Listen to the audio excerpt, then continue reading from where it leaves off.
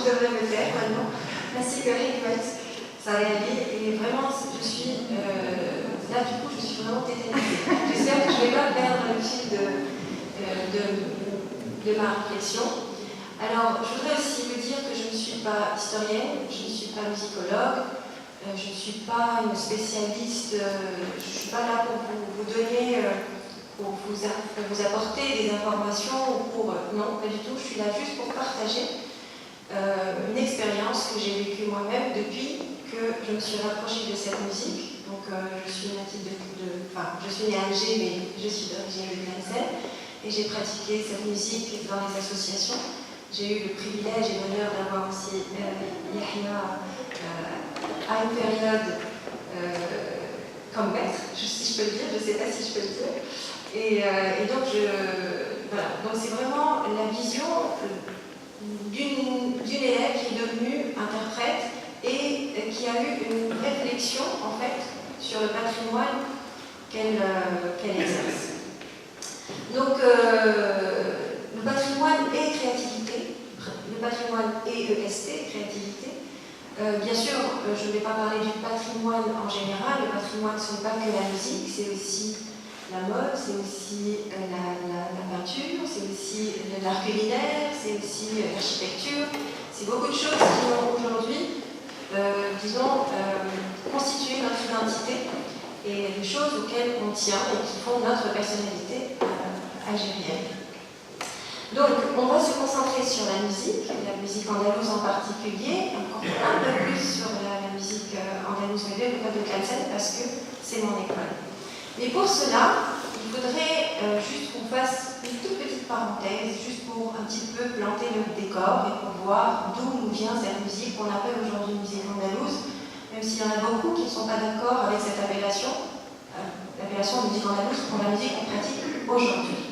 Donc, comme vous le savez, nous avons hérité cette musique de l'Andalousie. Donc, il faut savoir que les musulmans se sont installés en Espagne pendant 8 siècles. Et donc, quand ils ont été chassés de l'Espagne musulmane, donc de l'Andalousie, dernièrement, j'ai appris un truc très très intéressant. L'Andalousie, le mot andalou, d'où vient l'origine du mot andalou? Ça vient de vandale. Et ça, j'ai trouvé ça parce qu'avant on disait Bilal al-Wandal. Et donc c'était al-Wandal qui est devenu andalou. Ça, j'ai appris ça il n'y a pas longtemps et j'étais très contente de l'apprendre.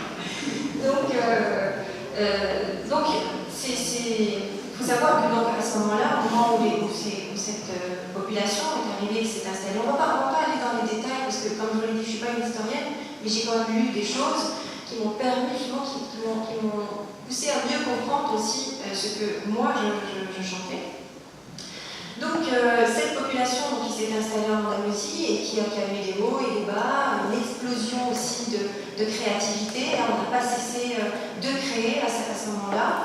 On parle des élèves, un mythe ou une réalité, je ne sais pas, mais moi j'aimerais bien y croire aussi, parce que ça me fait rêver et la musique est faite aussi pour faire rêver. Donc, Zéliel qui arrive en Andalousie et qui ramène cette musique, et qui crée cette musique, qui crée un conservatoire, qui vient avec un état d'esprit, qui ne vient pas avec une musique, qui vient avec tout un état d'esprit, un amour pour l'art, un amour pour tout ce qui était beau. Et donc, voilà, donc, pendant 8 siècles, j'ai pas envie d'appeler ça des Arabes, parce que ce ne sont pas que les Arabes, les Berbères, mais aussi les Juifs qui étaient sur place, toute cette population, il y a eu un foisonnement, une explosion de créativité. Et 8 siècles après, donc 8 siècles, il faut bien dire 8 siècles, il faut savoir que depuis la chute de Grenade en 1492 jusqu'à aujourd'hui, il y a 6 siècles. 6 siècles depuis. Hein. Donc eux, ils sont restés 8 siècles. Donc imaginez, on ne peut pas résumer ça quand on sait tout ce qu'on a vécu depuis 6 siècles déjà. Donc on ne peut pas résumer ça en 5 minutes. Mais ce qu'on sait, c'est que réellement, il y a eu une explosion créative dans tous les domaines. Mais nous, on va se concentrer sur la musique. Donc, c'est cette population qui est chassée donc, de l'Andalousie, mais pas en un jour. Ça aussi, c'est important. Parce que c'est une population qu'on a chassée au fur et à mesure, pendant plusieurs siècles. ça ne s'est pas fait en un jour. Donc cette population est arrivée au Maghreb. Moi, quand je me dis, bon, est-ce que cette musique que Zéliab a créée en Andalousie, est-ce que c'est la même musique qu'on pratique aujourd'hui? Je ne peux pas me dire que c'est la même. Parce que d'abord, comme vous le savez, cette musique a été transmise oralement. Et si on fait juste un petit test, que je vous raconte quelque chose dans l'oreille, vous racontez à votre voisine, et que vous le racontez à votre voisine, et que vous le racontez à votre voisine, le résultat n'est forcément pas le même que celui que ce que moi je vous ai dit à l'oreille. Donc comment on peut imaginer qu'une musique qui a été transmise oralement a pu rester intacte jusqu'à aujourd'hui? Il est impossible de le croire. Ceci dit, c'est ce qui a fait la force aussi de cette musique. Le fait que ce soit retransmis justement oralement. Cette musique, à chaque fois qu'elle a été transmise, elle a été réinventée, elle a été recréée. Chacun a mis sa propre sensibilité, chacun a mis sa petite touche personnelle, surtout que la musique au fur et à mesure, c'est forcément, disons, inspirée de son entourage aussi. Quand elle est venue au Maghreb, elle n'a pas trouvé un Maghreb vide, où il n'y avait rien. Et c'est peut-être ça aussi qui a fait la force de cette musique aussi. C'est qu'elle a su à chaque fois, s'accommoder et s'accorder avec tout ce qu'elle trouvait. Quand on voit aujourd'hui en Algérie, nous avons les 3 écoles, donc l'école de Tlemcen, l'école de Sanaa, ce qu'on appelle l'école de Sanaa à Alger, et l'école du Malouf, on peut conclure que même si la base était la même, le fait justement d'arriver dans un environnement différent, elle a évolué différemment. Et ça a été aussi sa force. Il y en a qui diront que ça a été sa faiblesse parce qu'elle a peut-être perdu des choses, on a sûrement perdu des choses, mais ça a été aussi sa force. Il y a aussi autre chose qu'on pourrait soulever, c'est que quand les Andalous ont quitté l'Andalousie, on a essayé d'effacer tout ce qu'ils ont construit. Donc nous savons qu'il y a énormément de manuscrits qui ont été, disons, voilà, qu'on a brûlés, qu'on a saccagés, qu'on a perdus. Mais le fait d'avoir justement cette transmission orale, ça a été bénéfique pour cette musique. C'est peut-être ça aussi, c'est peut-être pour ça aussi qu'aujourd'hui, on y tient cette transmission orale parce qu'elle est peut-être plus sûre qu'une transmission écrite. Même si on a gardé encore des choses, hein. Je ne dis pas que on a tout effacé. D'ailleurs, dans notre patrimoine, nous n'avons pas beaucoup de textes, disons par rapport à tout ce qu'on a dans le patrimoine, nous n'avons que quelques textes qui sont disons, vérifiés, venus d'Andalousie.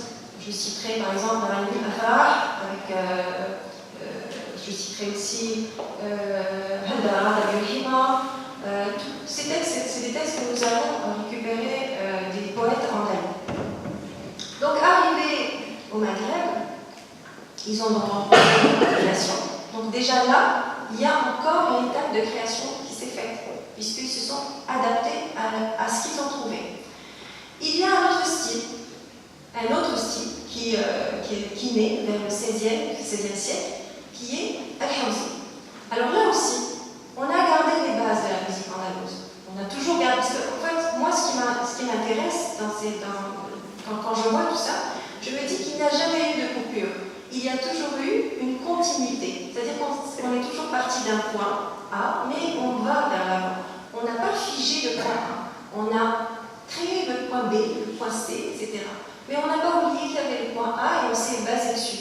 Donc le Hawzi, on voit bien qu'il utilise en fait toutes les bases finalement de la musique andalouse, mais a créé quelque chose d'autre, a créé encore une structure politique autre, a créé encore des rythmes, a créé encore des choses nouvelles. Et ça, moi ça m'a interpellée. On voit par exemple des poètes comme Ben Seliki ou comme Ben Saïd, tout petit peu plus tard, pas beaucoup, et ben c'est des poètes qui ont écrit dans le Hawzi, mais qui ont aussi écrit pour la Nouba. On prend par exemple un texte qui est très très connu, que tout le monde connaît, peut-être qu'on a l'impression qu'il vient d'Andalousie, mais qui est 100% algérien. Ya Qalbi Khali al-Hal. Ya Qalbi Khali al-Hal est un texte qui est 100% algérien et qui a été écrit donc par Benzliki.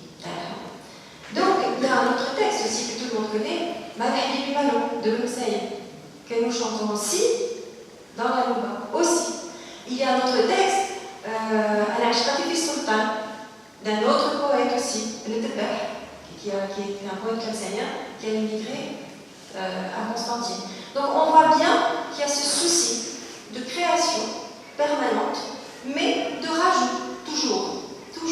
On rajoute quelque chose, on continue sur les traces des anciens, mais on ne coupe pas. Même si nous avons toujours le souci de sauvegarder, évidemment la sauvegarde va avec la création. C'est pas deux mondes différents, et c'est ça qui est intéressant. C'est le fait de créer et de sauvegarder en même temps. L'un n'empêche pas l'autre. C'est peut-être l'un qui a nourri l'autre aussi, dans les deux sens. Voilà. Alors, après, on va me dire, bon, ben, très bien, ça y est, vous êtes qui? Et alors? Qu'est-ce qu'il y a eu après? Et c'est là, moi, que je me pose la question. Après, il y aura un débat et chacun donnera son avis. Mais je pense que dans la population, il y a dû y avoir un phénomène c'est le fait de vouloir absolument protéger quelque chose. Je pense que la colonisation n'a pas à défavoriser la création et à favoriser la sauvegarde. C'est-à-dire essayer de vraiment protéger quelque chose qui fait notre identité. Alors c'est ça, c'est que avant toutes les civilisations auxquelles on s'est frotté ont eu quelque chose de commun avec nous, c'était la langue arabe. Maintenant, il y a quelque chose qui ne va pas. On n'est pas tout à fait en symbiose avec ces envahisseurs. Donc, on a essayé de vraiment garder au maximum ce que nous avons, parce que c'est ce que nous avons qui faisait justement qu'on existait. Donc, on voit qu'il y a la sauvegarde qui est quelque chose de très très important. Très très important à ce moment-là. Mais, moi personnellement, je ne sais pas, peut-être après, les spécialistes nous diront, je ne connais pas de texte dans la Nouba, ou alors peut-être pas déclaré, du 19e ou du 20e siècle dans la Nouba. Nous verrons après, au début du XXe siècle, des textes, par exemple, de Ndibalat, aussi, qui a écrit des textes, mais dans un arabe plus actuel, pas un arabe châtié. On verra aussi, après, un peu plus tard aussi, avec Chirag Kendali, qui a aussi écrit beaucoup d'anglais, qui a aussi écrit, quand il est revenu de la Mecque à la fin, est-ce que vous pouvez m'aider, monsieur Moua, Jazia? C'est ça. Donc, on sent ce besoin de créer, ce besoin d'écrire, ce besoin de s'exprimer, même si la conservation était plus importante que la création. Alors, moi j'ai aussi une autre hypothèse aussi par rapport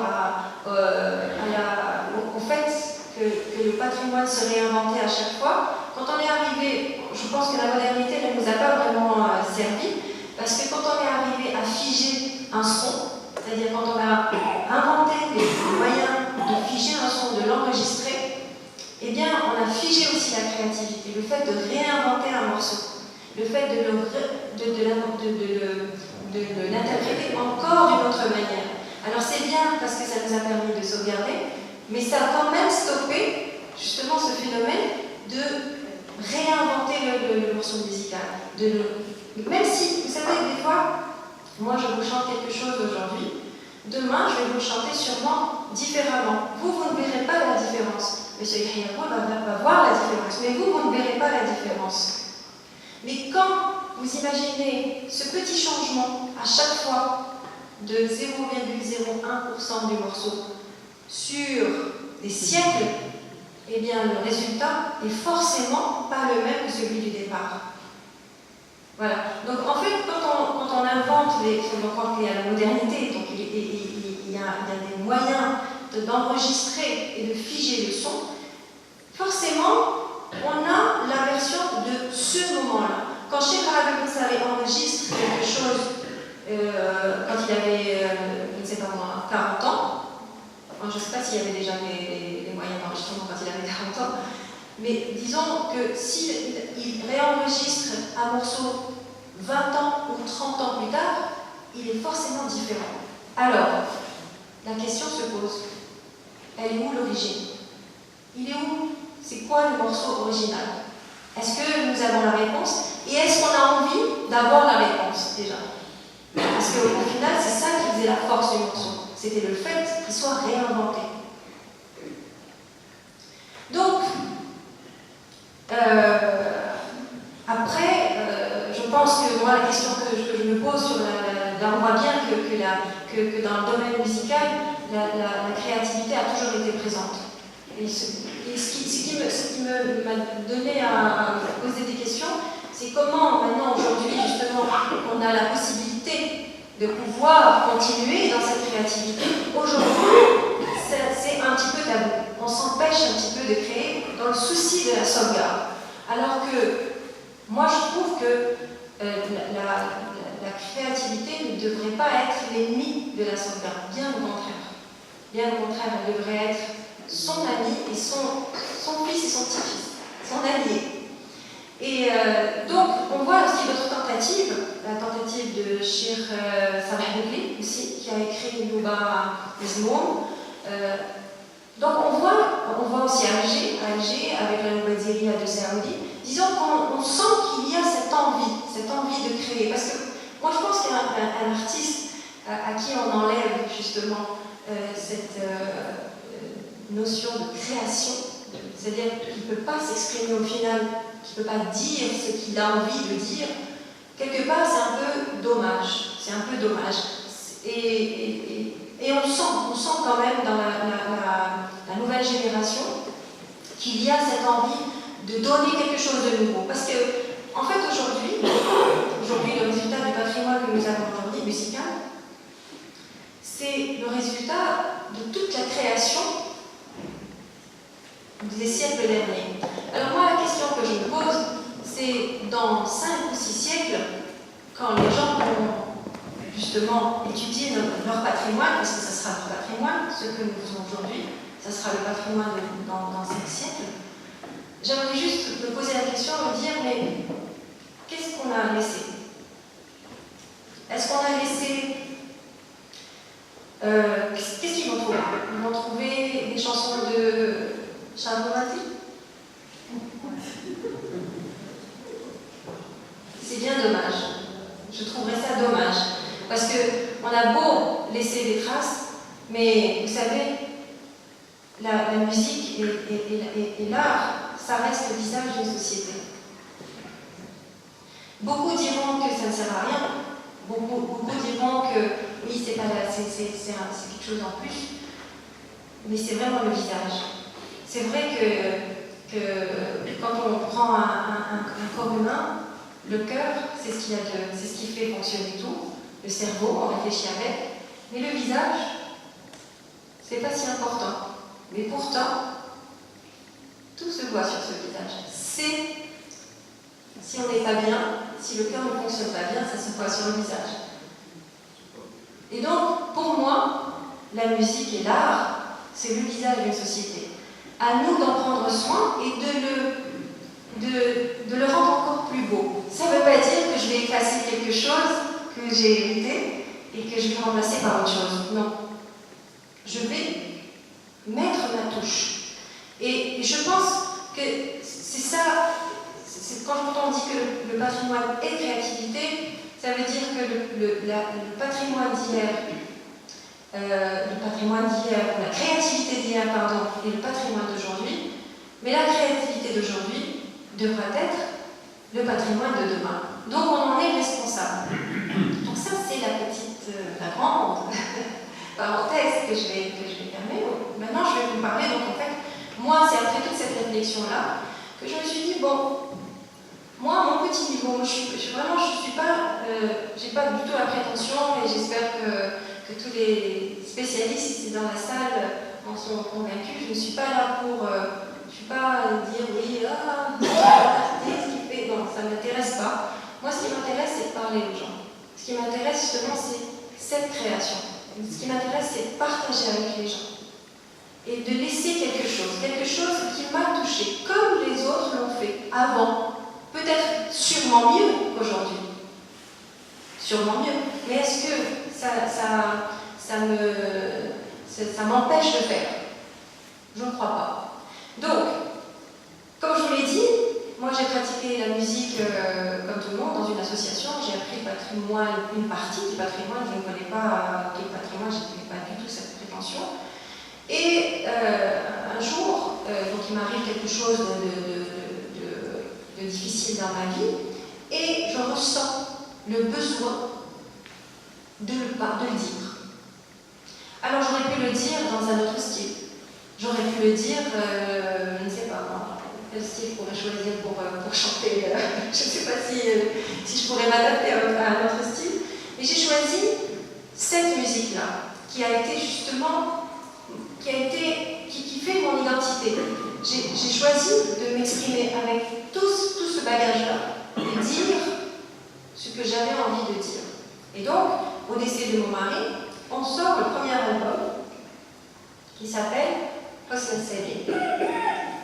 Cet album a été le premier où on s'est attaqué à l'écriture du texte. Parce que jusque-là, si on prend l'exemple de Saroudi, je parle de ces dernières années, si on prend l'exemple de M. Saroudi qui a fait la Moubadia dans la série, il a pris des textes du patrimoine et a créé la mélodie. Si on prend la Nouba Mezmoum de M. Salah Boukli, il a fait dans le jet, dans le Moubadir, il a pris des textes et il a rajouté la mélodie. Là, moi, ce qui m'intéressait justement, c'était de créer un nouveau texte. Et j'ai fait appel donc à M. Tofir Moutabolit, qui était connu pour écrire beaucoup dans le Moubadir, parce qu'il faut savoir que tous ces gens, ces poètes, tous ces gens qui écrivent, ont beaucoup écrit dans le Moubadir, dans le Haouzi. Ils ont trouvé peut-être plus accessible et plus acceptable, c'est-à-dire que les gens les accepteraient plus. Alors que dans la Nouba, qui est donc, je ne sais pas si j'ai l'impression de parler à des gens qui connaissent, et d'autres ne connaissent pas. La Nouba, ce sont des petites poésies, donc des moshahed ou des azjel, qui sont successives, et donc qui vont constituer une Nouba, une Sadda, Tahid, Daj, Saraf, et une Khlas. Donc on va d'un rythme plutôt lent jusqu'à un rythme beaucoup plus rapide, avec un arabe des fois vraiment châtié et un arabe des fois moins, comme par exemple quand on prend les textes si vous voulez, les textes qui viennent d'Andalousie sont écrits dans un arabe plus châtié que des textes qui ont été écrits plus tard. Donc, cette Nouba n'a pas été accessible. Les gens n'ont pas beaucoup créé dans la Nouba. Et donc, cette fois-ci, pour cet album-là, j'ai demandé à M. Tofir Moutabolit de m'écrire un texte qui exprimait ce que je voulais dire, ce que je voulais raconter aux gens, ce que je voulais partager. Et donc, on a pris sur le modèle de la Nouba Hassine, et nous avons écrit un texte où je rends hommage à mon mari d'abord, et puis à toutes les personnes qui m'ont aidé. Alors, le retour des gens, parce que c'est important de savoir comment les gens ont accueilli cette Nouba. Pour dire la vérité, beaucoup de gens se sont identifiés. Beaucoup de gens se sont identifiés au texte. Par exemple, quand on parle de Mahla Iqlal, il y avait Abel Jamet, là c'est des filles qui parlent à leur père. Beaucoup de gens ont écrit pour me dire que, enfin, andalouse, enfin, il y a vraiment un texte qui s'adapte vraiment à tout ce que j'ai vécu. C'est-à-dire, je m'identifie au texte. Et ça, c'est important parce que, vous savez, un public, quand il n'arrive pas à s'identifier à ce qu'il voit sur scène, c'est difficile. Il y a toujours un mur qui s'installe entre l'interprète et le public si l'interprète n'arrive pas à toucher le public. Mais pas toucher juste par une sonorité, mais toucher dans le sens large, c'est-à-dire vraiment parler un langage, l'attirer, lui faire vivre la chose. Et donc, avec cet album-là, beaucoup de gens se sont sentis concernés par ce qui se passait sur scène. C'est-à-dire qu'ils ont, comme s'ils vivaient la même chose. Et ça m'a donné à réfléchir. Je me dis qu'au final, c'est peut-être une des propositions de création. Je dis bien une des propositions.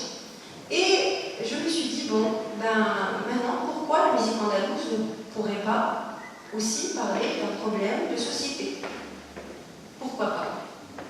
C'est peut-être aussi une manière d'aller vers la création. Et donc, est venu le deuxième qui s'appelle Pour l'espoir et Amel. Et dans cet album, nous parlons de racisme, nous parlons de vivre ensemble, nous parlons de comment accepter la différence. Et on s'est dit, on va quand même garder un lien avec l'Andalousie. Et donc on a fait un parallèle de deux histoires d'amour, parce que l'amour, c'est beau aussi d'en parler, ça concerne tout le monde. Une histoire d'amour entre Rassem, qui est musulman, et Isabella, catholique. Une histoire d'amour qui s'est passée du temps de l'Andalousie musulmane. Et voilà, tout au long, on raconte cette histoire et comment cette histoire a été un petit peu une histoire impossible, où la société n'a pas accepté justement la différence de religion. Donc, c'est une belle histoire. Hein. Bon, elle se termine mal en Andalousie, puisque toutes les histoires d'amour andalouses se terminent mal. Mais nous, on a fait une autre histoire parallèle de Tarek et de Tamandra. Tarek est d'Alger et Tamandra est du sud, donc elle a une couleur de peau différente. Et c'est fou avec cette histoire de Miss Algérie, ça m'a rappelé. Je me suis dit, bon, on a sorti un peu la langue un peu trop tôt. Et donc on raconte ces deux histoires parallèles. Et au final, ce qu'on voulait dire, c'est que même si les siècles sont passés, les réactions restent les mêmes. Les réactions restent les mêmes. On n'accepte pas la différence. On n'accepte pas quelqu'un qui est différent de nous. Ou alors, des fois, on se dit oui, mais bon, dans son coin. On ne peut pas se mélanger. Et ça, c'était un point que je voulais vraiment soulever et que je voulais vraiment exprimer. Voilà pourquoi je vous dis que la création est importante dans ce sens. C'est-à-dire que la création nous permet de dire ce qu'on a envie de dire. On n'est pas emprisonné par un thème déjà existant. On peut créer ce qu'on veut. Quand on a créé la Nouba, alors on l'a créé sur le modèle de la Nouba Jaka, parce qu'il faut savoir que dans la musique andalouse, nous avons perdu énormément de morceaux, pour toutes les raisons que nous avons évoquées. Et la Nouba Jaka, nous avons perdu énormément elle est pratiquement vide.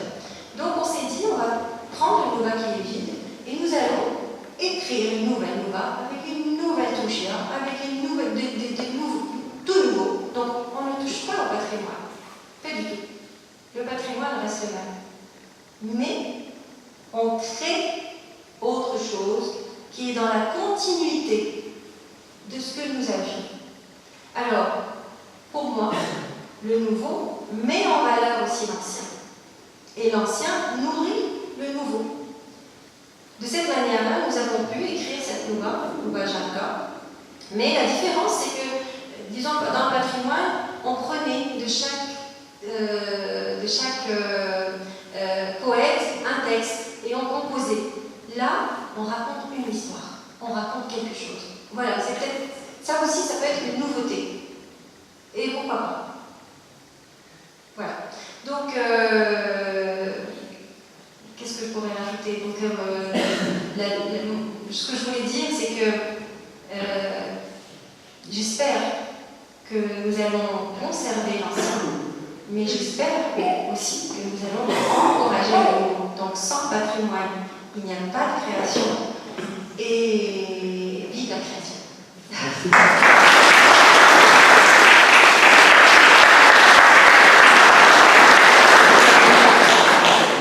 Merci beaucoup. Vous avez commencé, dès le début, vous avez dit qu'il y a une certaine dépendance d'une façon lyrique.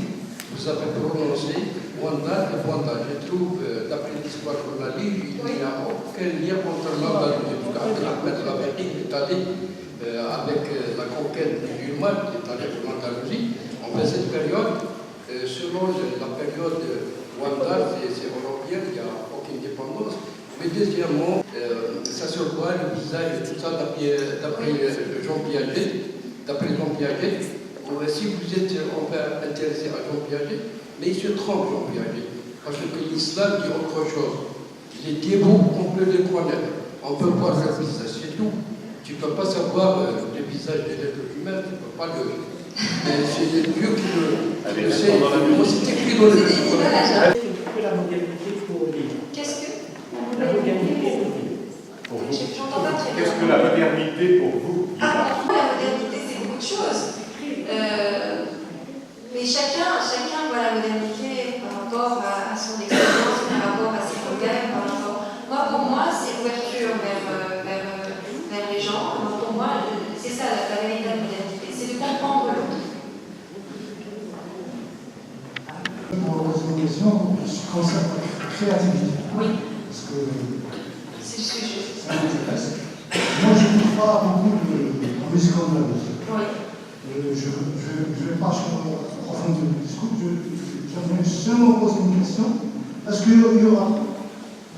Est-ce que c'est possible que la musique andalouse chante des chansons populaires, comme ils ont fait les autres musiques? Alors, c'est-à-dire une musique directe, parce que ce qui écoute la musique andalouse, c'est certaines classes de notre société. Alors, est-ce que quand le chablis a été créé, déjà, ça a été une révolution. C'est-à-dire que vraiment, c'est la population qui a râlé. Et donc, il a créé le chablis. La house aussi a été créée aussi en réaction à quelque chose. Aujourd'hui, c'est vrai que la musique moderne, que tout le monde écoute, la mondialisation, si vous voulez, de la musique, a fait que peut-être on n'a pas beaucoup créé dans ce style-là et qu'on n'a pas ressenti le besoin de créer et de parler aux gens avec cette musique. C'est vrai, et c'est ce que j'explique, c'est que demain, dans 4-5 siècles, si on ne réagit pas et qu'on n'écrit pas dans notre musique à nous, c'est vrai qu'on ne laissera aucune trace dans cette musique, on ne sera que de passage. Et vous avez tout à fait raison, enfin, en tout cas je partage votre avis. Maintenant, beaucoup de musiques se sont inspirées de la musique andalouse tout au long de ces siècles. Donc, oui, il y en a eu d'autres, des musiques qui ont été créées, il y a des musiques aussi modernes aujourd'hui qu'on écoute, mais les modes qu'on utilise sont des modes qui sont utilisés dans la musique andalouse. Donc, quelque part, il y a quelque chose qui est sorti de la musique andalouse, même si le visage qu'ils ont ne ressemble pas au visage de la musique andalouse, mais disons qu'il y a quand même c'est quand même inspiré quand même de cette musique. Et j'espère qu'on réagira. Et j'espère, moi mon vœu le plus cher justement, c'est qu'on retrouve l'état d'esprit de ces Andalous, cette explosion créative, qu'on ne retrouve pas aujourd'hui. Aujourd'hui, on se consacre beaucoup à la sauvegarde. Peut-être c'est une manière pour nous de nous protéger justement et de protéger notre identité, mais on oublie que nous existons nous aussi. On n'existe pas qu'à travers les anciens, nous existons aussi par nous-mêmes. Et donc, on se doit aussi de parler, de s'exprimer avec cette musique. Voilà. Communément, on dit que la musique, c'est un langage sonore. Oui. et en tant que langage évolue avec les sociétés. Tout à fait. Et c'est parce que cette évolution se fait parfois par la coupe ou de façon brutale que pose problème. En ce qui concerne la musique andalouse, il y a plusieurs courants et plusieurs positions dans la musique. Il y a entre Cordoue et Grenade, il y a deux différences d'interprétation. Pourquoi? Parce que pour certains, au départ, la musique andalouse, c'était une musique de cour, puis elle a été transformée contre cette musique de cour, il y a eu la musique soufie. Et à partir de cette musique soufie, il y a une musique profane. Et longtemps, on a considéré que la musique, c'est le démon, c'est Shaitan, il ne faut pas user de la musique. Et c'est qu'avec l'évolution du monde musulman qu'on a considéré que la musique doit être considérée comme un art éducateur. Et les premiers musiciens qui ont fait Bagdad ou Damas, qui sont venus en Indonésie, c'est parce qu'il y a eu une évolution de contact entre plusieurs sociétés que la musique doit évoluer. Et pour moi, la musique, il y a un patrimoine, pas de la précarité, il y a une grosse modernité de tout le temps. Pas de question, mais moi j'ai envie juste de vous poser une question. Vous avez dit que cette musique a été une musique de cour, qui a été faite pour les rois, n'est-ce pas? Maintenant, il n'y a plus de rois. On ne va plus chanter cette musique?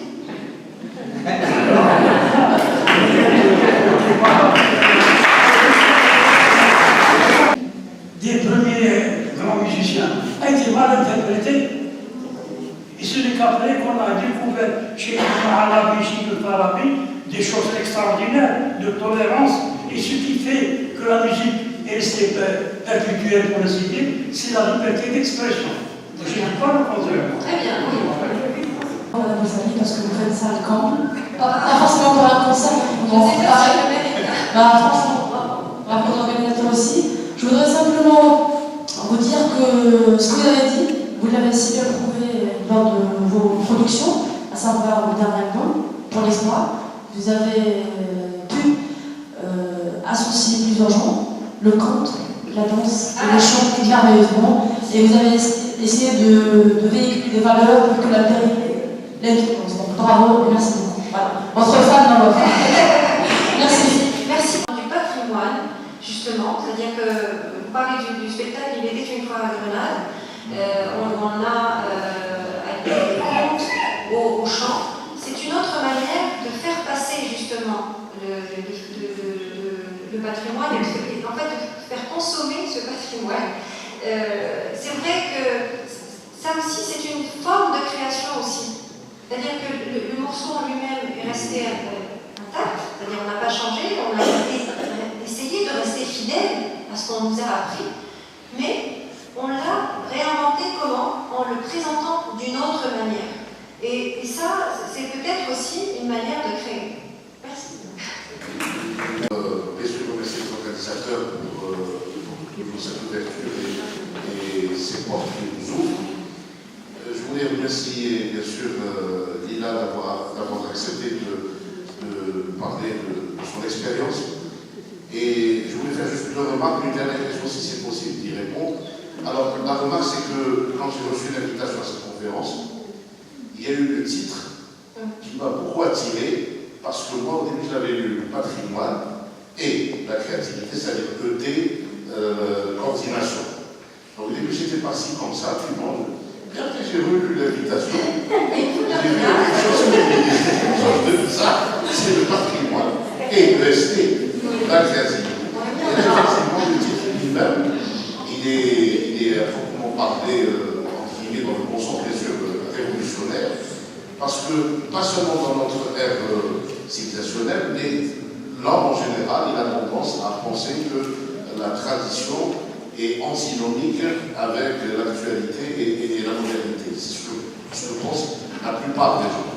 Bon, chez nous, le problème, cette problématique, elle a pris beaucoup d'acuité, et je dirais, en fait, la problématique que tu as soulevée aujourd'hui pour le patrimoine de la musique, en fait, c'est une problématique qui touche tous les patrimoines et les plus profonds.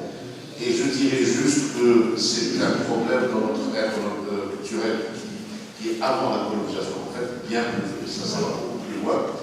Et puis voilà, bon, je ne voudrais pas refaire une conférence, mais juste une dernière question. Et si tu peux répondre à ça, bien sûr, brièvement, parce que je sais qu'il y a un problème de timing et que c'est des questions très approfondies de musique et c'est pas évident, je le sais, mais si c'est possible de résumer, comme tu as pu le résumer un petit mandalou de quelques minutes, la question du housing, moi j'ai toujours entendu, bien sûr, vous parler de cela et de ce changement qui était apparu au XVIe siècle. Et donc la question c'est comment pourrait-on la définir très brièvement et son étymologie, c'est-à-dire pourquoi on l'appelle housing. Si c'est possible. Je ne suis pas une spécialiste. Moi, je m'intéresse à ces questions parce que ça m'aide dans ce que je fais dans mon travail. Ceci dit, je n'ai pas d'études approfondies sur la question. Et je pense qu'il y a des gens beaucoup plus spécialistes que moi qui pourront te répondre avec plus de détails. Je n'ai pas la prétention de pouvoir te donner la réponse exacte. Allez, dernière musique. On vient Aux alentours. C'est bon.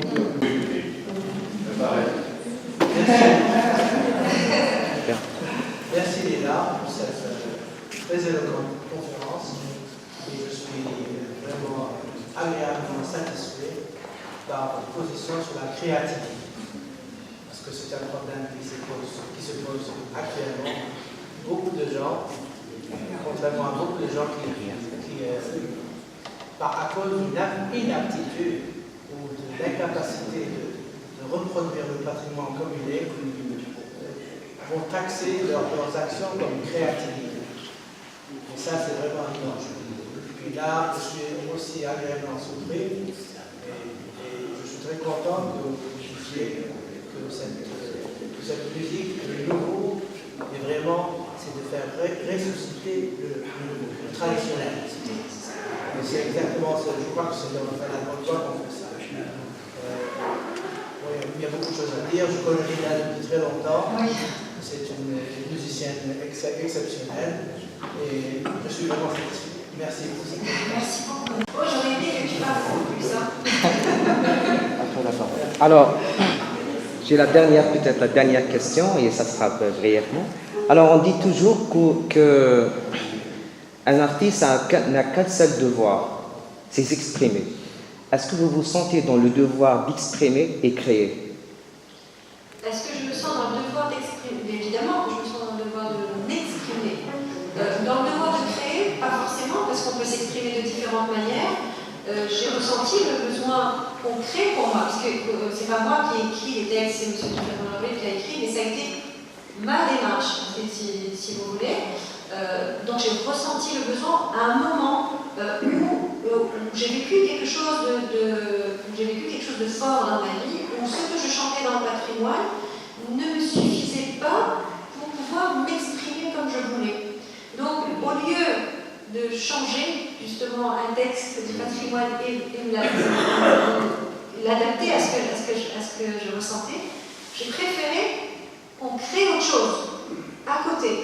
Voilà, avec les bases du patrimoine, mais quelque chose qui me... Donc, oui, là, j'ai ressenti le besoin non seulement de m'exprimer, mais en plus de créer. Mais ceci dit, il peut m'arriver aussi de m'exprimer, comme par exemple pour le spectacle de Tadadjatou fil Bouldan, Errance, quand on a pris le texte Yanallah avec le Belbouf, et qu'on a fait un voyage.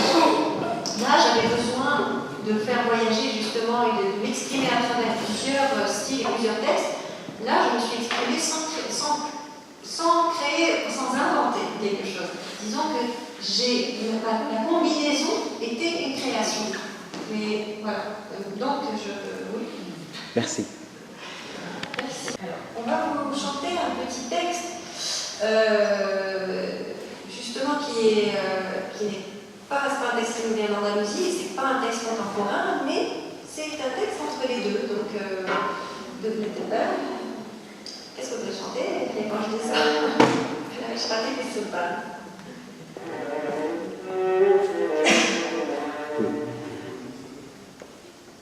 Tu veux faire? Vas-y.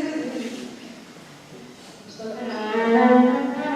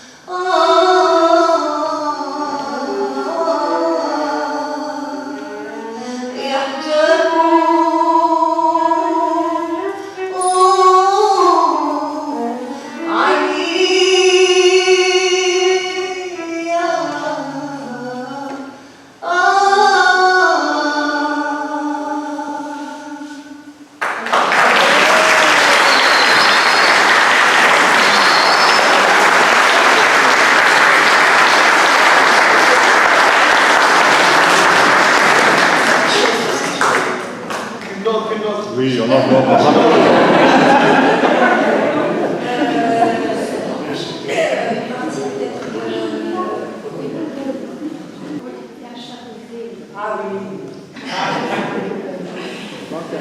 Alors, il y a Charzé, qu'on a appelé aussi Charzé parce qu'il existe déjà le texte Charzé, c'est un texte qu'on a appris Khalil ou Minahwa, justement pour ne pas qu'il y ait cette. Alors, c'est un texte qu'on a créé, là, c'est là aussi qu'on a cette liberté de création. C'est quand on a composé Danouba Jalka, on voulait la mettre en image. Ça aussi, c'est vivre avec son temps. C'est-à-dire que l'image, c'est très important aujourd'hui. Et donc, couper un morceau de la Danouba, parce que la Danouba, vous savez qu'il n'y a pas d'arrêt réel, enfin, il y a un arrêt, mais disons que les morceaux, finalement, ils sont très très longs. Donc, on s'est dit, on va créer un texte qu'on va appeler ni Haouzi, ni rien du tout, un texte, et qui va résumer la thématique de l'album. Donc, et on l'a mis en image, on l'a mis en court-métrage. Et là aussi, c'était une autre expérience. Je parle beaucoup, hein. Il attend que je chante, moi je parle. C'est une expérience, c'est qu'on a mélangé la musique traditionnelle qui n'est pas vraiment traditionnelle, c'est une composition, hein, et on a rajouté de la danse contemporaine. Pourquoi la danse contemporaine? Parce que j'estimais que la danse contemporaine, c'était la danse qui exprimait le plus le sentiment. Et donc, quand on faire une danse traditionnelle, pour moi, n'avait pas de sens. C'est-à-dire que ça ne donnait pas du sens à ce que je faisais. Mettre de la danse contemporaine, ça donnait plus de sens. Alors, aujourd'hui, en Algérie, on manque encore de danseurs vraiment d'un niveau comme il faut, quoi. Mais quand même, pour encourager aussi cette jeunesse, c'était l'occasion de faire dialoguer la musique andalouse avec une danse qui n'a pas, on ne voit pas peut-être avec la musique andalouse, voilà, la danse contemporaine. Donc on a créé Khalil Minahwa, que je vais vous chanter.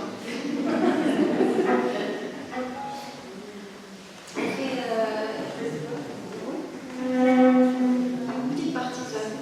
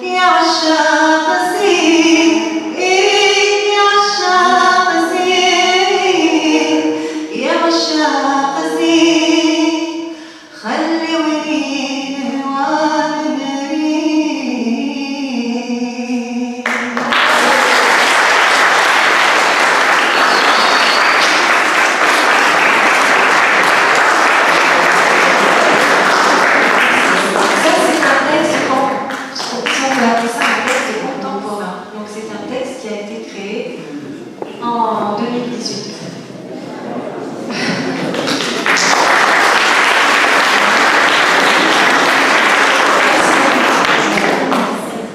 Bon, merci. Vous en avez encore une troisième. Enfin, à la fin de chaque concert, on finit toujours avant, on finissait les mariages avec Brava